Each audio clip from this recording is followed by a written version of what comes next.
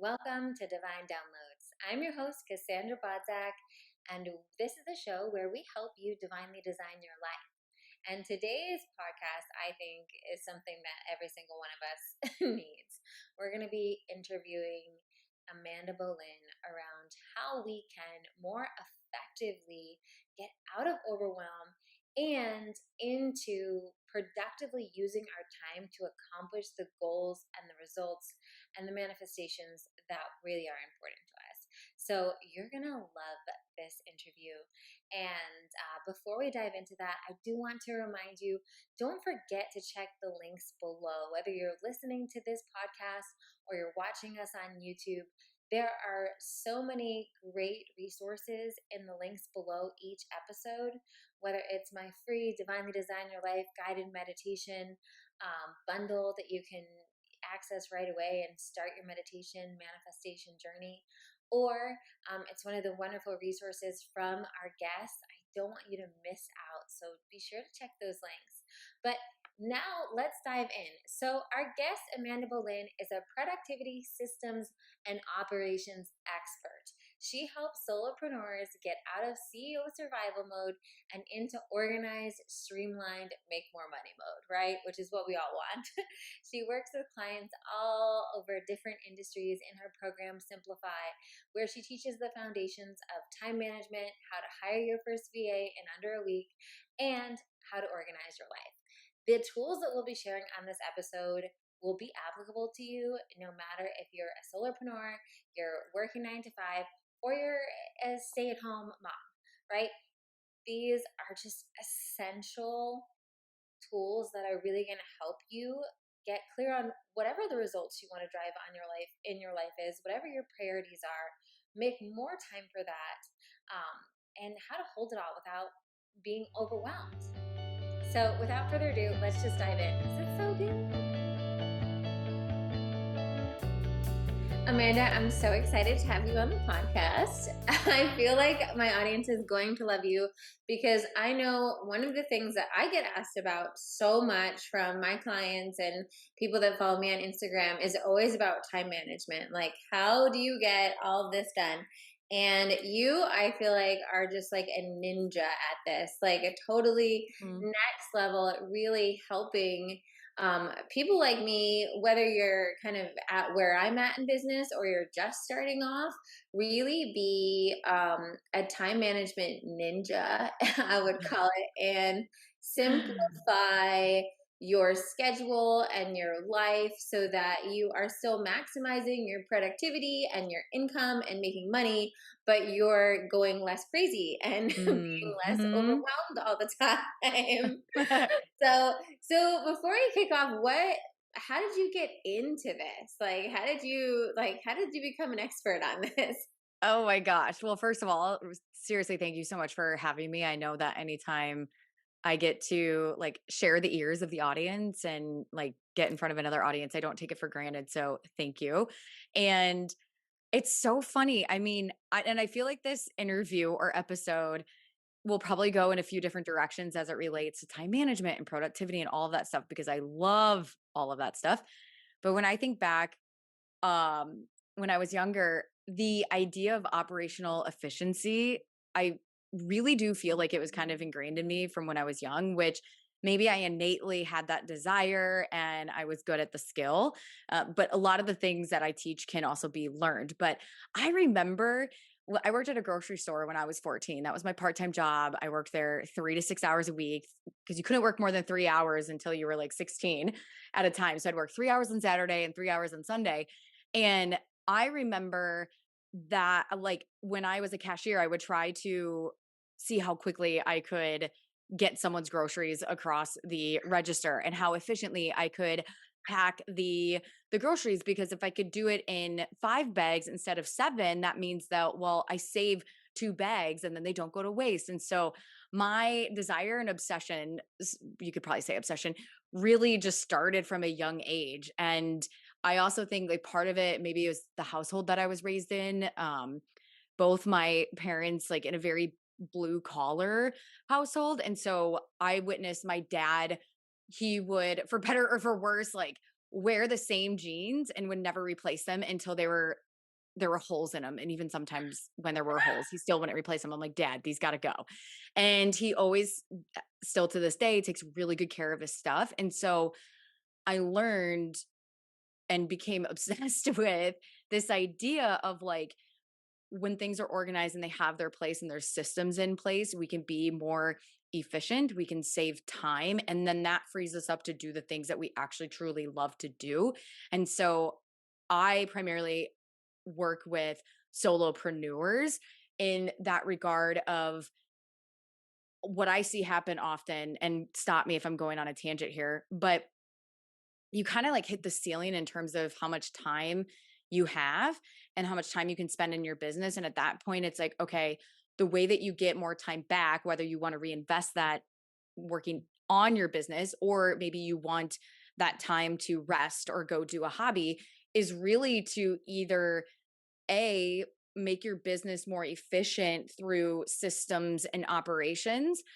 B, you hire someone to help you, which I'm a big proponent of virtual assistants that can take over and take on some of the work that you no longer necessarily need to be doing yourself so that you can ultimately scale. So I know I went on a little bit of tangent, but yes, going back, landing the plane when I was younger, I just developed this obsession with productivity and efficiency and like zero waste as much as possible. I love that. And I think it's so, in my audience, I think, and just especially I think as women, we have so many things that we feel like we need to juggle on any given day. Whether Mm, you're, a mom and you're juggling like kids and a husband or not a husband, whatever's going on, right? Or you're just juggling like your social friendships and, cleaning your house and wanting to work out and, all the things, like we constantly have all these things going on. And I'd like, yeah, like let's just pop off. I'd like to talk to two different sects because I feel like in my audience, I have people that I think both could really use you. One that are maybe a step below your usual clients, not a step below, mhm. like a step before your Yeah. usual clients. Where one of the things that I've created, I just created this creative hours program for, right? Where it's like 90 minutes time blocked where we just get together and like do the darn thing, right? Because I find it's like when you're in that ideation stage where you're like trying to get a business off the ground, or you're trying to write your book, or you're, like you need to create the space first, Mhm. right? By like simplifying other aspects of your life to make time to even like get that plane to lift off, Mhm. right?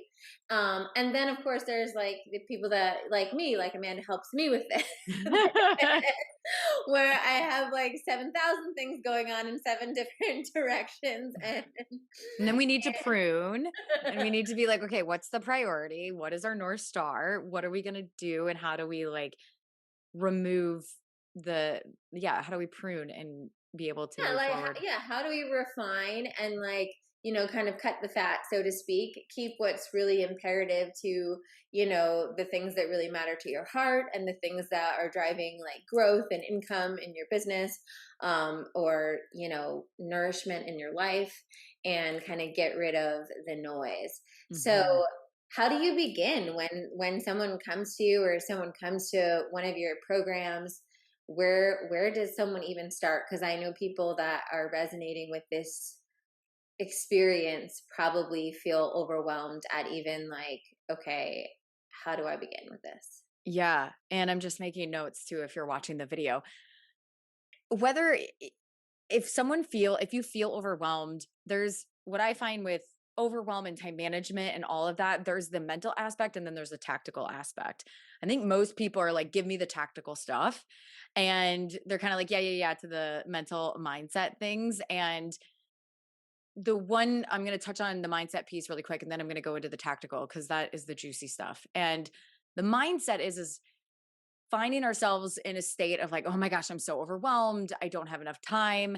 Like all of those things are thoughts about a circumstance, even though our brain sometimes our brain, like it thinks it's true. But in reality, be careful with getting into the habit and the cycle of finding yourself like saying, I'm so overwhelmed or I don't have time, and shifting that. I actually just released a podcast episode about about time isn't the problem. It's really about a bunch of different things, that mismanagement of time, lack of knowing the priorities, because oftentimes the overwhelm creeps in because we're either saying yes to things that don't actually matter, that are not the values and the priorities. And so we get into that circle of saying yes on default. And so whether you like whoever is listening, like if you, it's much easier to protect your time when you're clear on your priorities, because when you're clear on your priorities, you're aligned with them, and you're more likely to understand that when a request comes in, whether it's socially or personally, professionally, you have it, whatever, you have such, you have more confidence of saying no and knowing your why you're saying no. And so that is the first thing that I recommend all people understand is like, what is the priority in this season of life? And it could be the priority for the day. It could be the priority for the week or the month. But just knowing what that priority is and always being in constant contact and conversation with that priority so that you can let go of the trivial few and not get distracted by that as well. The other part that I helps want with, to pause yeah, you there. One, I'm going to make sure we're going to link below to that podcast that you did yes. because the time is not the problem. That sounds great. And I can't stress how important what you just said is because it's something that also just for me personally um, has been so transformational. Just that one little aspect of knowing what's your priority in this season, right? Hmm. Because I've had seasons like when I'm in a book launch, right? The priority is going to be doing the podcast, getting any press, reaching out, right? Like book love stuff will most likely be the priority unless there's like something crazy going on with my family or whatever, right? Yeah. But like Or most Carl. likely that's that. Or Carl, Yeah. obviously. Carl's like sleeping there Carl's super like, what? excited. Did I hear my name? Carl's like, I'm always the priority, right, mom? Carl is always the Yeah. priority. but the but recently I've been in a season of prioritizing more social things and like my female friendships. I think after Mm. COVID and being like forced into isolation with my work, which I've already chosen for a while, now, when I do make more of a priority and that gets more of my time because Mhm. it's something that I truly see value in. But I think it's important to know also because sometimes having work been a priority for a lot of times, it can drive a little bit of fear to shift that priority to something, right? But to just honor, like, this is the season and even call it out for yourself, Mm. like from now until June is like the season of friendships, right? And going the extra mile to like see girlfriends and do that. Or vice versa. If you're like, okay, I'm really like trying to get this business going or launch this podcast, and you're like, okay, for the next 3 months, this will be my number one. It really does help. All right, Yeah. continue Yeah. on. Well, But I and just as you were saying all those things, I'm like making mental notes too, because it's one thing to declare and say, okay, this is a priority and commit to it. But what matters most is the action and the follow through to protect it and defend that priority. And it's really, I think, like at that point, as someone who is a recovering people pleaser, and my husband will say I've swung the other way, but I proudly have swung the other way, and I'm coming back to the middle a little bit more. Because I used to say yes to everything. I used to be like, oh my God, yeah, let's do this, let's do that, da da da. And then I went to a place where I'm like, no, no, no, no, I'm not doing that. It was just like so much more no's, and it was such a shock to his system. And now it's a little bit more balanced. But what I mean by that is when you start saying no and you start turning down certain things that maybe don't align with you, and you start to involve other people, there can be like this interesting experience that takes place, because as humans we're wired to please other people because it's a very primitive thing, especially with wanting to be in similar, we want to be accepted by the pack. And so when we decline something or we say no, we think that we're going to subconsciously, unconsciously think that we're going to be separated. And so I always recommend people start out small when they practice saying no or protecting boundaries.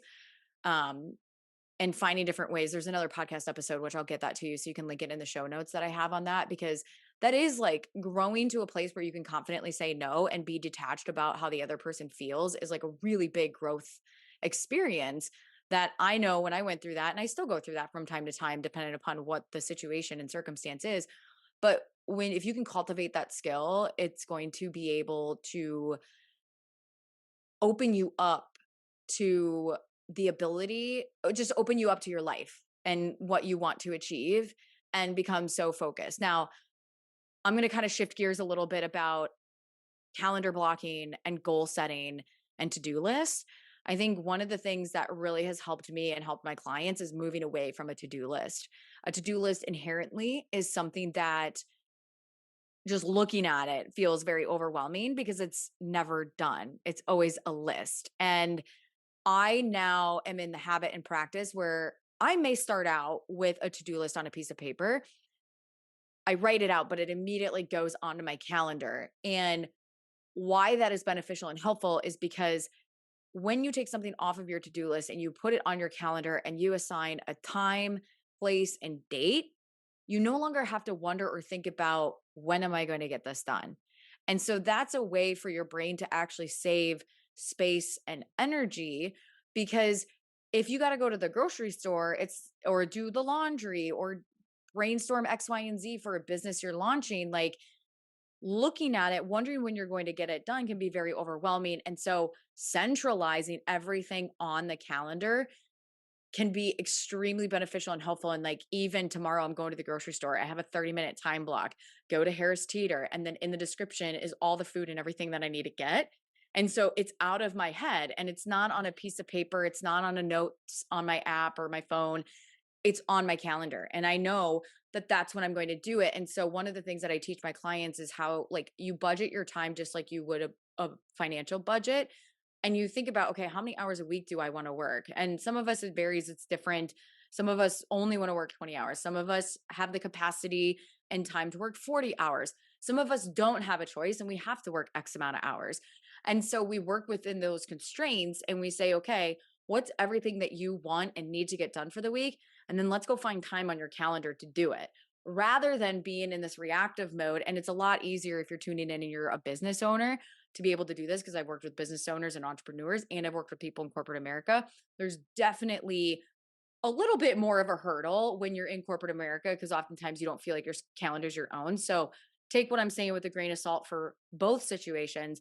But when you are in a position where you have that influence and autonomy over your schedule, you want to budget your time just like you would budget your financial time, because that's going to help you more realistically, which is subjective, by the way, plan your days. And I can also walk you through, I call it my results planning method, but I'm just going to pause because I was talking a lot. So I'm going to No, take a beat. I'm going to take some water. I love that. You take your water, and I am a big advocate for putting it on the calendar, not a to do list, because I also feel like, one, when I put it on my calendar, even if for whatever reason, like, life happens, like, Carl, speaking of Carl being the priority, Carl had like a tummy bug last week. And so I had to handle certain extra things, some days. And so things got moved around. And a lot of the times the things that get moved around aren't like the appointments or the interviews like this. It's like when I put on my calendar to do some task by myself, Mm-hmm. And so, but even being able to go through that motion and say, okay, you know what, it didn't happen this morning, but now I'm going to just physically move that Google Calendar block and look Yes. at the rest of the week and see where can I put it in? Okay, Thursday afternoon. It'll work on Thursday. And then when you like release any guilt for not getting it done or life happening, because life does, and you immediately know it's rescheduled, so you're not worrying about it anymore. So I love the Mhm. lightening of the mental load. And then the one other point I wanted to make with this that I love it is because when we were talking about priorities, one of the things I wanted to clarify is that sometimes when you have a priority, that could look so different. Like me prioritizing my friendships and you prioritizing your friendships, or me Mhm. prioritizing business growth and you prioritizing business growth could look very differently, right? Mhm. And so it's also having clear definitions. Like I love how you said, I think especially for solopreneurs and people just starting out in business, it is so easy to never ask yourself, how much time do I want to spend on my business? Yes. What does that look like for me? We just get into a flow of either like overworking or working 9 to 6 because that's what we were Mhm. used to before we had our business. Or and there's no right, there's no wrong, but it is actually just being conscious of that question and asking yourself, okay, if me making my friendships a priority, what does that look like to me? Maybe Mhm. that looks like, on Fridays, I stop working at noon and make sure I'm going out with a girlfriend for lunch and then maybe meeting up with or meeting up with girlfriends for dinner and Mhm. or whatever it is, right? Yeah. There's so many different things. It could mean Monday, Wednesday, Friday, I stop working at 4 p.m. so I can have a dinner with a different friend, right? It's Mhm. just depends on what it looks like to you and what's going to feel fulfilling to you um, in that Yeah. season. Well, and one of the things that I noticed, this is back in the day, pre-kids, children, all of that for me, is because I could work any day of the week at any time, I would almost I would work inefficiently and like unproductively. And I would be like, "Oh, I'm working," but was I actually producing anything with my time? Now that I have a toddler, I my core working days are Tuesday, Wednesday, Thursday. And then on Monday and Wednesday mornings, my husband will take our daughter from when she wakes up at 7 a.m. till 8:45 in the morning. And so I get those two time blocks. And then she sleeps for about 2 hours in the afternoon. Then I get a time block on Monday. But I really look at knowing the core days and the hours of like, I've got 8 hours Tuesday, Wednesday, Thursday. So my constraint is 24 hours. And I think knowing constraints and not limitations, but constraints in life can sometimes people think that, okay, well, that's restrictive. But I actually find constraints really freeing because when we know the constraint and we have to work within it, we get creative about it. Like right now, um, I'm like constraining my personal budget because I have some financial goals that I want to hit. And it is like really testing my constraint. And so normally where I'd go out and buy like a really high end skincare option, I'm like, okay, you know what? Like, this is my budget. What can I go buy? Where can I get vitamin C for X amount of dollars? And it's really kind of freeing because I know that by that constraint in my budget, I'm achieving my goals that I want to achieve. So going back to the hours and times of like having a constraint can make you more productive because you're limiting the amount of time that you can actually spend, which then forces you to focus and to get it in and get it done. I love that, and I Yeah. wholeheartedly agree with that. People say that like, "Oh, how do you get all this done when you're so busy?" And I'm like, "I am so ineffective when I am not busy." Yes, I'm yes. so ineffective. So, going into that effectiveness, you were talking about kind of you have a results driven kind of process that you do. Yeah. Can you tell us a little bit more about that? Yes, I'm gonna dive into that and I really quick, but one thing that I wanna mention about the calendar and putting things in your calendar is you could when you do that and start putting things on your calendar and you really start to calendar block every like if you're working 9 to 5 your work hour and you calendar block how you're going to spend your time, the beauty of that is you actually see what you're spending your time on, and then you can start to notice things like, oh, I'm pushing that off routinely, I wonder why I'm doing that. Okay, is there an opportunity to make this more efficient? Can I hire someone? And one of my clients inside my 12-month program, it's called Simplify, she came to one of the coaching calls and she's like, "Okay, Amanda, I'm constantly procrastinating and I'm constantly moving this time block on my calendar. And I've got everything in there. I've done everything that you said that I need to do, but when it comes to it, I'm just constantly moving it." I'm like, "Okay, show me your calendar." And we walked through it. And I'm like, "Show me what's in the description." And I'm like, "Glenna, do you need to be doing this? Do you need to be doing that?" And she's like, "No." And I'm like, "Let's create a process for that. What would that look like? What do we have to do?" She's like, "Oh my gosh." I'm like, "You need to hire someone to do this for you." Not even 2 weeks later, maybe 3 weeks later, she came to we do a monthly goal setting call. She's like, "Amanda, I hired someone that I already kind of work with on a contractual basis, and I was able to close and have the highest month in January of $26,000. Her Delulu number was 31,000." And I know, I was like, when we set goals for the previous month, I was like, "Glenna, what's your Delulu number?" And she's like, "This is the highest month I've ever closed." And it's because I was able, like, I hired someone to help me with all the crap that I didn't want to do, that I trained. And so that is just a benefit of being able to like get in habit and see what you're doing, to then look at and be like, okay, what can I outsource here? I've had to do that a handful of times when childcare has canceled. I've looked at it and I'm like, okay, what can I give to my virtual assistant to help me with? And so you just start to see opportunities differently. But okay, going back to the results planning method. So this is what I But do. I just Oh yeah. wanted one thing with that. Yeah. Is The Delulu? yeah, I love the Lulu girls, all about it. Yeah. Also, yes, for those of you that are at that level where you feel like you can hire a VA, also VAs are way cheaper than you think they are.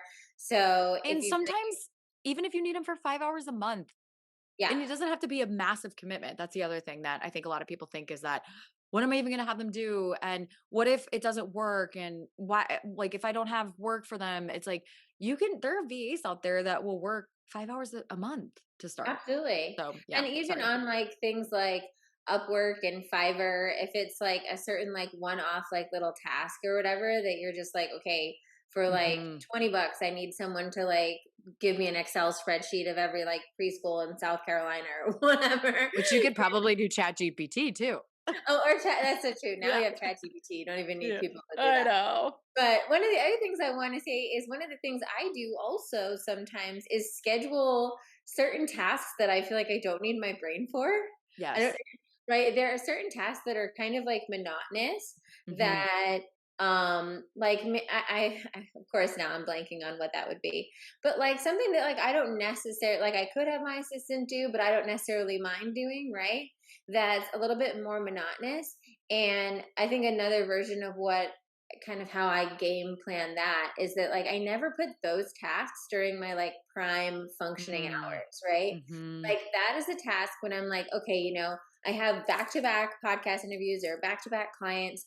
I'm going to be kind of brain dead. I'm going to love doing this like quiet uploading, editing, whatever task, listening to a podcast, Hmm. at the end of that day when I can be at like 50% and it doesn't matter. Yeah. So just kind of like gaming it that way, because if you put that task in like a prime energy hour, you'll Hmm. probably feel resentful of that task, right? Because Hmm. you're not optimizing like your energy and creativity and brain power in that moment.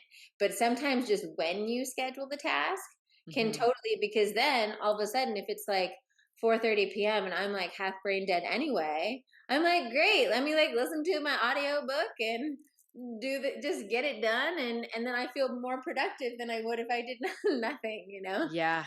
Yeah. I mean, you bring up such a great point of, it's also really important to know that time and energy are not created equal.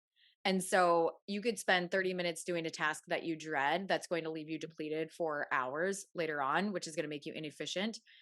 You could spend contrast that to, you could spend an hour and a half doing a task that you absolutely love that's going to give you energy and carry you through that. Now, what you just talked about too is understanding when your most important time is. And like some people operate better in the mornings, some people operate better in the afternoons, and like knowing when to pair certain tasks with what time. So like all of my personal errands, whether it's returning things at a store or grocery shopping, I batch those with the time that I spend with my daughter, because I don't want to spend my 24 hours using up going to a Old Navy or doing a return at Gap or going to the grocery store. But I'll do that with my daughter because like that's something that we can do together, and it's like perfectly matches the time energy shift of that as well. So yeah, that is a whole other thing. And knowing like there's certain tasks that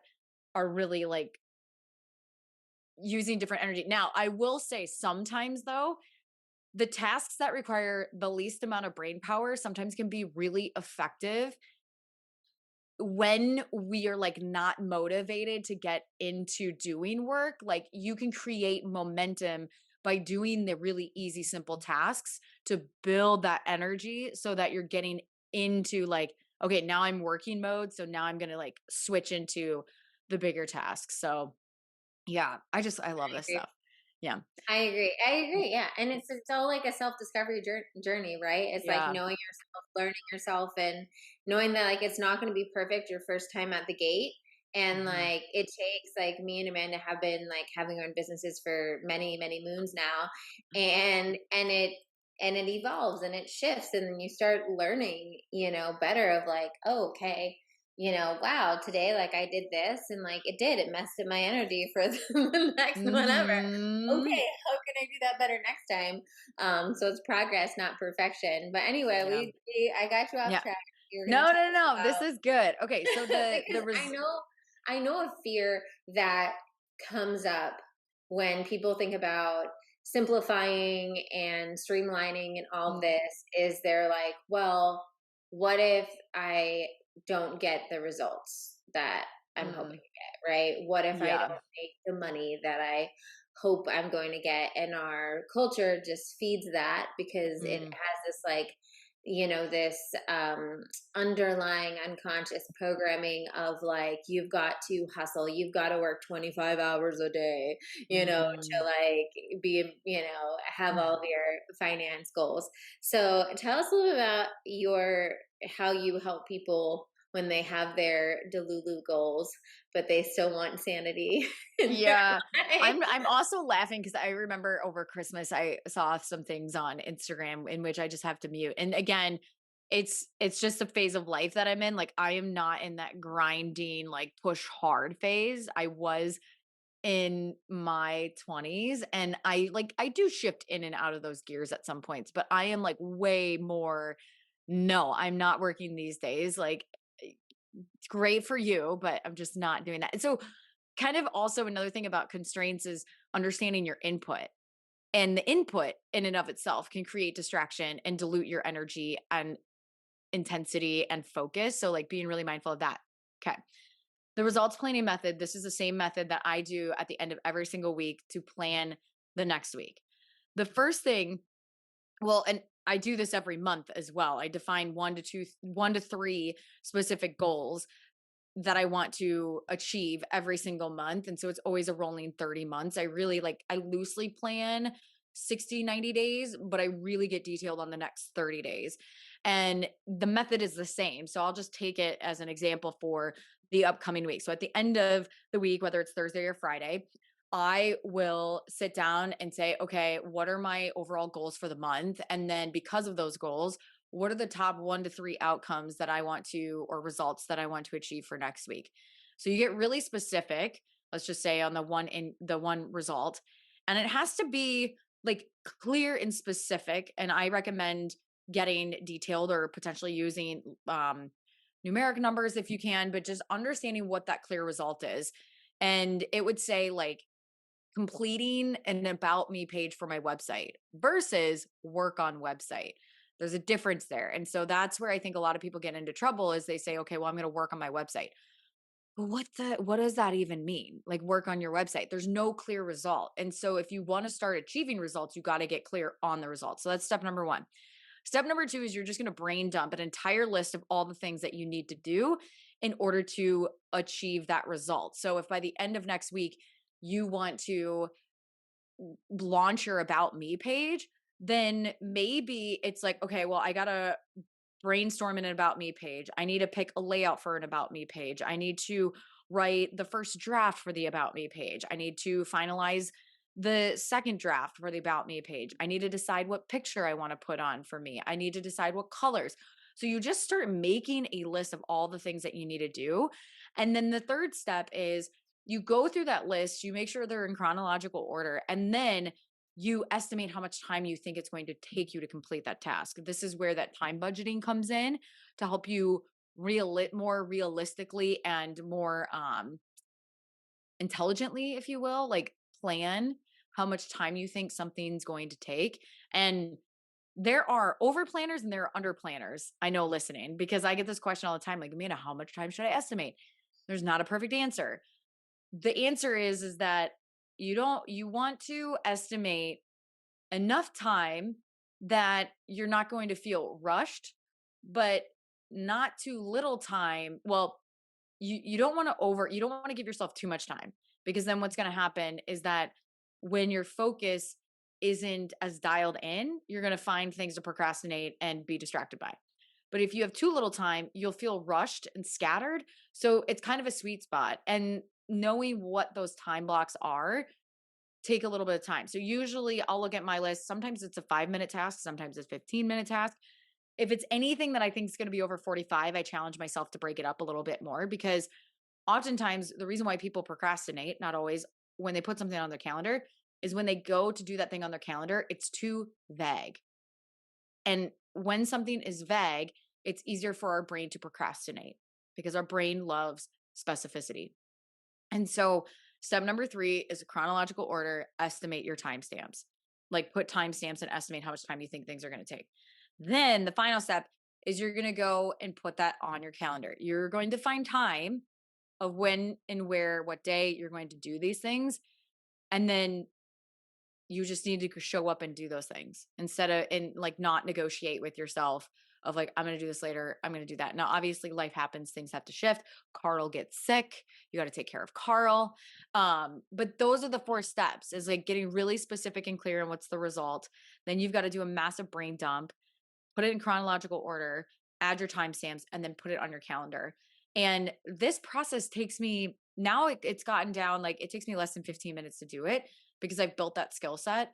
But it is so worth me doing it at the end of the week, because then I can go into the weekend confidently knowing exactly what is on my calendar for the following week. And it's significantly reduced or eliminated at this point Sunday scaries. Hmm. I feel so at peace and ease on the weekends. Even Mondays, like Mondays are not overwhelming, because I'm like, no, I know exactly what I'm going to do this week. And I know exactly what I'm going to accomplish and get done, because I planned it. And all I have to do is follow through on it. And that's it. I love it. I love it. And just because I feel like I know a lot of my audience have client-based businesses, Mhm. what would you say to someone that's like, okay, well, if my big result that I want to drive, let's just say, Yeah. is like 10K or 20K, whatever, this month in my business. And Mhm. then when I'm asking, like, what do I need to achieve that? I'm saying, well, I need to get 5 new clients this month or Mhm. whatever the number is, right? Um, that's a little bit, I don't know what the word is, but saying like I'm going to complete my website, right, is like Mhm. fully within your sovereign Yes. control, right? Yeah. Whereas like attracting new clients or calling in a new, I don't know, getting a promotion or something like that, right? That is not 110% in your control, but I could easily see how to use your method to look at, okay, well, if I do want 5 new clients, what are the actions I can take, Mhm. each week? And maybe they won't 110% guarantee me that I'm going to Mm. get those clients the same way those actions would guarantee me I'd finish the about page. But I'm curious your take on goals like that. Yeah, and that's a really great question too, because they're goals that we can't control. We can only influence. And so in that regard, if you, I mean, this is, I do this too, even with when I'm in launches. It's, if if the outcome is okay, I want to get 5 new clients this month, then what, in that case, it's really listing out like what are the behaviors that drive clients. Sometimes it's a launch. And so then, okay, the result is 5 new clients. The sub result of that is like, I need a launch. So then you start showing yourself, okay, what type of launch do I want to do? Do I want to do a webinar? Do I want to do a challenge? Do I want to do this or that? And then you decide. And then it's, let's say you want to do a webinar launch, then those sort of steps kind of veil itself. It might be like, okay, so part of getting new clients, you notice, you kind of also look at like what's been working and where am I currently getting clients. And if you notice, let's say that you've gotten the last 3 out of 4 clients via DMs on social media, then it's looking at, okay, what worked and how do I repeat that behavior in that process? And so maybe it's like, okay, my clients are coming in through Instagram. Well, how do I create a result that's going to drive, like, how do I define a result that's going to drive the outcome that I ultimately want, which is 5 new clients? And that might be like, okay, so I'm going to post on social media one reel and one story twice a day for 5 days throughout the month. And so then okay, so like that's the behavior that I'm going to do and that's the action I'm going to take because that's driving the result that I want. Thinking like the I'm trying to think another example. I mean, if you have another question too, ask me because I know there's like different examples that um are Well, I really, think really that good for the this. the thing that's good about that too is then at the end of the month, like, and I think a month is a good amount of time because as you were saying that, I was like, I is love this like 30-day sprints. a weekly review or a monthly review? But I think with most things, like a full month of doing something gives you a better, accurate view Yeah. of how effective that behavior was. But I think doing something like that and being in the space of like, just from like an energetic manifestation perspective, right? Is like I'm holding the space for 5 new clients. This is the earthly Mm. actions that like my mental mind is Yeah. deciding, is doing like reels right now, right? And showing up for that. Well, I would say like being open to any like divine inspiration or intuitive guidance that comes in that process, but also using that as a way um to gain like actual insights and be like, okay, so this month, and I think as a business owner, these are like trial and error things that we need to do, and we all Mm. hope and pray that like everything works, right? But some of my most successful friends have what they call data days where they just look into like, okay, like Mhm. and it's funny because me being more like, I think, spiritual, go with the flow, and probably some of my audience can relate to this. That kind of stuff like makes me cringe, but I see I know. how valuable it is to be like, okay, logistically, the Yeah. most people listen to my podcast on Tuesday mornings, right? So does that mean that am I going to get a bigger boost if I put the new episode on Monday night? Or wow, when I have Mm. short titles, more people open my newsletter, right? And so I think this also, it's like at the end of that month, win, lose, or draw your 5 clients, Yeah. or learning about the effectiveness of your reels. Yeah. And not just your reels, but I would also say in that specific use case, the content you're sharing on your reels, if you have a specific content game going out of it, so that this method, whether it, gets you to that exact result or not, is getting you Mhm. closer ultimately to figuring Mhm. out how to get to that exact result. Because if you're like, okay, that's what I did this, whatever, and I noticed, maybe you're like, wow, I noticed surprise. I grew 2,000 followers on Instagram from it, but I Mhm. didn't get the clients I wanted. So maybe I want to keep it if it wasn't too time intensive and I prioritize growth right now on my social media. Yeah. But if I want clients, then maybe I need to have a stronger newsletter game or podcast game or whatever, right? Or like more call to actions and like showing up and doing that. And I think what you're saying too is rather than just spray and pray and doing all these activities in different directions, it's good to come back and build a routine and a habit around sitting down, reflecting, reviewing, and planning every single month and creating that sacred space to be able to do it. And part of that as well is something that I check in on every week and every month is like, who am I being? And how am I showing up as the person with the 5 clients? How am I showing up as the person with a $250,000 business? Who is she and how is she making decisions is like the big thing. If you're waiting until you grow an audience on Instagram of 100,000 people to like show up as the person who has 100,000 people, it's never going to happen because Absolutely. you have to step into the energy before the result is there in order, which I know you talk about this all the time. So your audience is like, yeah, yeah, yeah, Amanda, we know this. Cassandra's taught us. We know. So But it yeah. is important because it's important to layer that with everything that you're Yeah. saying, right? And that was honestly, the biggest thing, and I want to wrap it up because I want to be conscious of your time, and I Yeah. want you to explain to everybody about digitally organized Yes. before we go. But I would just want to give a caveat, especially to my audience.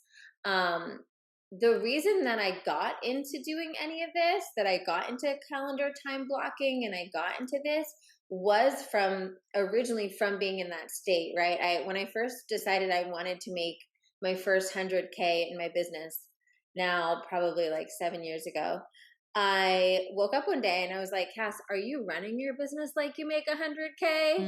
And all I could do Mhm. was laugh, like, hell's no, definitely not, right? You're like, "No, And ma'am." and and then I was like, okay. And at the time, like that was a big financial goal for me. And I really looked at it and I was like, yeah, if someone's making at least six figures in their business, like they're gonna be organized. They're gonna have, time blocks. They're gonna do that. And so it's like you can kind of use that to, if you need to, like in my case, Yeah. utilizing that energy helped motivate me to kind of do this strategic work. Yeah. It's Okay. so crazy. Yeah, it's so So good. so tell us about, so for any of you that are like, oh my God, this is so good. I need more help with this stuff in my life. Tell us about your digitally organized workshop that's coming up. Yeah, so I am on Wednesday, March 20th from 11 a.m. to 1 p.m. Eastern. I am hosting a live workshop called Digitally Organized. So we're going to get your digital life organized. We're going to do a little spring cleaning. This is also a really big passion of mine. Again, talking at the beginning, when we have systems and things are organized and things have their place, we can operate more efficiently. And so it's kind of like trying to navigate a pitch black room, you just move slower because you don't want to stub your toe. You don't want to run into things. You don't want to like knock things over. And that's what it's like if things are a hot mess or a dumpster fire. But when you have everything organized and you know where things are at and they have their place, the light, it's like flipping the lights on. And so what I find a lot with my clients is their cloud storage. I use Google Drive, but it could be Dropbox, it could be other storage files. It's just a hot mess, including their inbox. And so I am going to teach live in a 2-hour workshop. The reason why it's a workshop is because by the end of the 2 hours, you are going to be digitally organized.